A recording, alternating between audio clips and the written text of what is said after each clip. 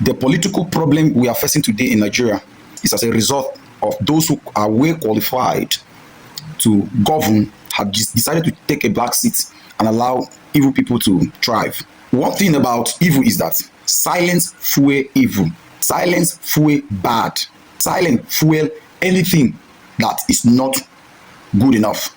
But it takes speaking out, always encouraging the right thing to be done, holding to the principles of truth in light that brings development, growth, and one fundamental thing that we have to understand in Nigeria today is that being good is not enough. Being radically good is the only thing that can help Nigeria become a better society. If you look in Nigeria, as a citizen living here, you understand that Nigeria is overly blessed. But the very foundation upon which the country was laid on is corruption. How?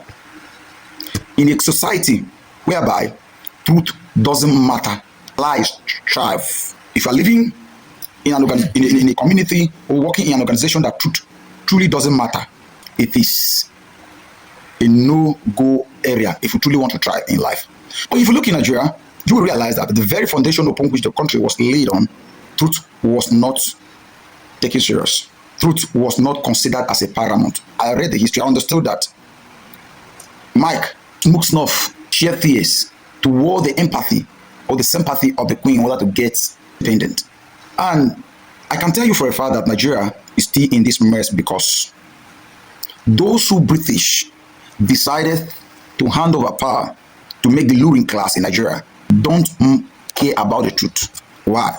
If the Northern Empire decide to make Nigeria a better place today, Nigeria will be better.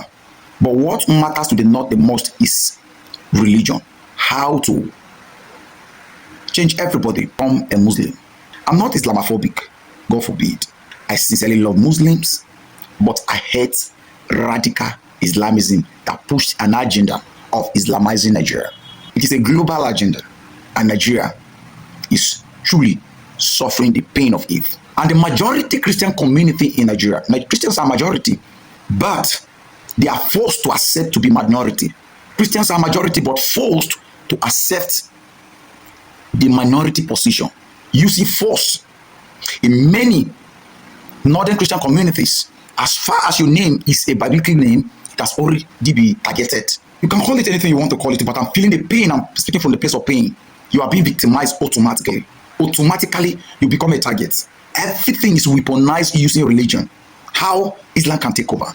But on the other end, Christians can be majority in a state, yet suffer not to have leadership position because of this. Take for instance in Nasarawa state, more than 70% of Nasarawa citizens are Christians, but they are being ruled by Muslim few communities. Go to Gombe. If a genuine census is taken, you will realize that Christians are majority in Gombe. Is he in Kaduna state? We are Christians. In fact, the reason why Katsina and Kaduna were separated was that the northern part should go with the majority Muslim. But today, even the southern Kaduna, predominantly Christian today, has a Muslim ticket. If not for the political effort of Obasani just to make Christian feel belonged. When the radical jihadist El-Rufai was there, he tumbled everything just to make him become a better Muslim to the radicals. Nigeria is suffering today because truth doesn't matter. Anyhow, you have the result. It justifies anything. The result justifies the process. So, in Nigeria, it is normal to see one part of the country given an advantage to take positions without qualification. In Nigeria, it is normal to accept a lower grade from a particular part of the country, raise the standard at the other end of the country. Onto the truth and make truth, they become the ones in power.